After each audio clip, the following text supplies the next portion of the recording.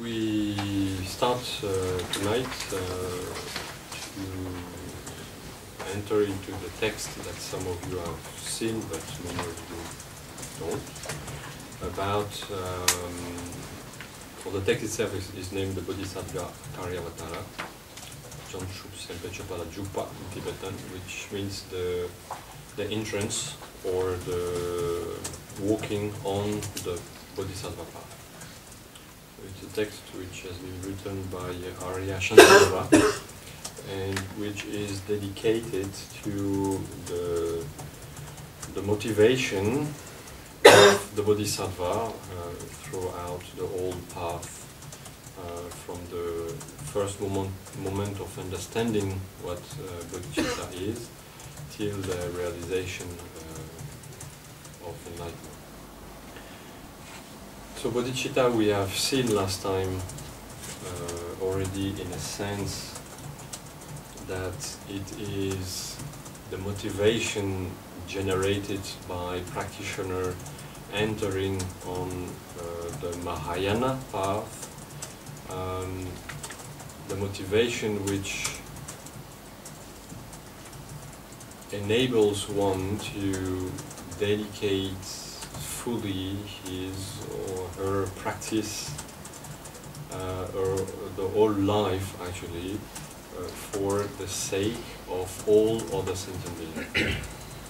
It's the core motivation actually for our practice.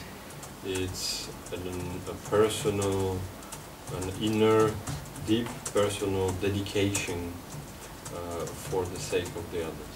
As often I refer to the motivation being at the root of our existence, because it is on the basis of what we decide as being our motivation that we will engage or not engage in certain action, in certain practices, in certain developments within our daily life as well as in our spiritual progression, spiritual path. If our motivation is not clear, then our life might not be clear as well, because we might not know exactly in which direction we should act, we should direct our steps. So it is very important to know where we want to go, to know which kind of energy we are willing to devote, to engage for the practice or for the spiritual development and for helping the others. We can see how beneficial it is already to help on a very conventional level, to give some food to people who are hungry, to give some support or some advice to people who are in trouble or in difficulties. This is already great, and this is already a large accumulation of merits, of positive karma that can be dedicated for our spiritual path. But in comparison with one moment of bodhicitta, this dedication of one's whole existence for helping the others, then there is a big difference. It is uncomparable in terms of merit accumulation.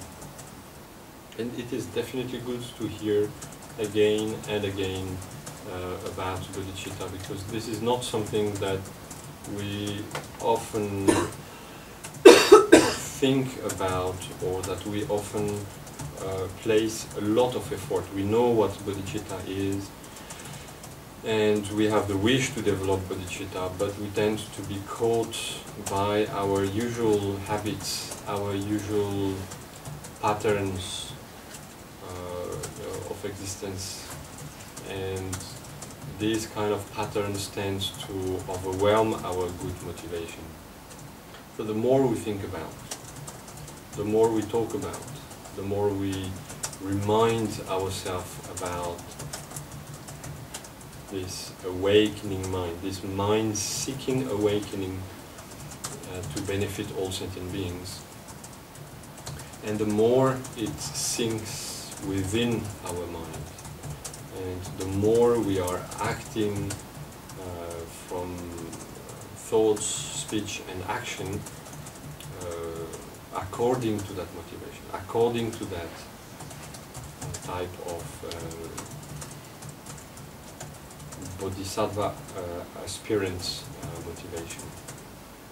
I know that sometimes when the thema, for example, of the teaching itself is about the highest tantra or initiation of this or chakras, energy, well, people seems to be more motivated in one way. They're more exciting and more people usually for this kind of thema.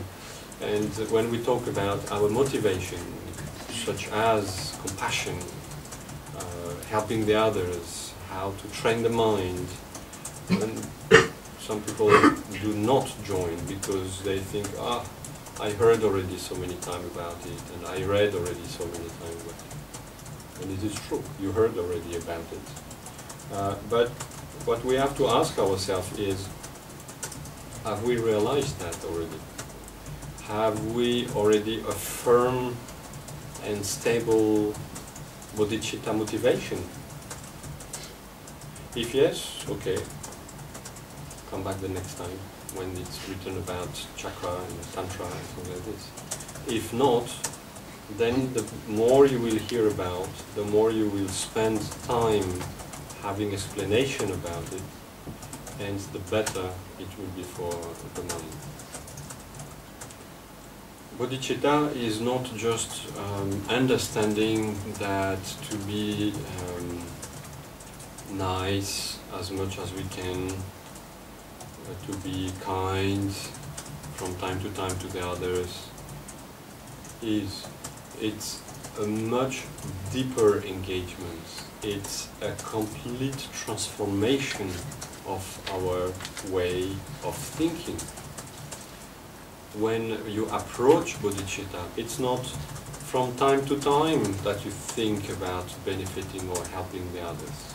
It's a constant flow of energy within your mind, which maintains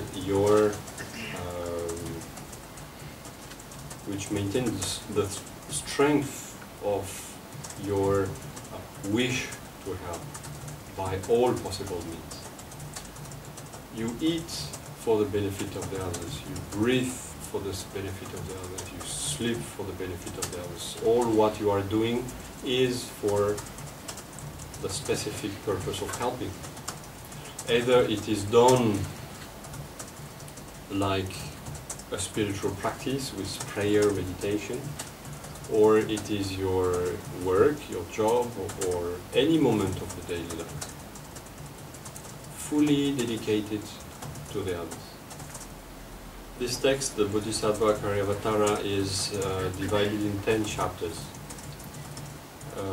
The first one is about the benefit, how important, how fundamental is to develop the correct motivation, to aim at reaching complete enlightenment of our mind, so to benefit all other sentient beings.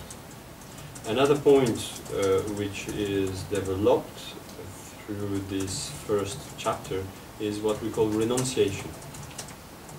Renunciation is also a very important part of our engagement, because if we remain with the type of thought that we are having since the beginning of this life and lives of existence, we just remain with a lot of disturbing thoughts due to a lot of grasping to the basic aspects of our life. We should not also mistake the word renunciation. It does not bring us to asceticism, for example. Renunciation does not mean to suppress in the depth of our minds all the different attachment or projection we can have for this world. Renunciation in the framework of our path is more meant into understanding and transforming.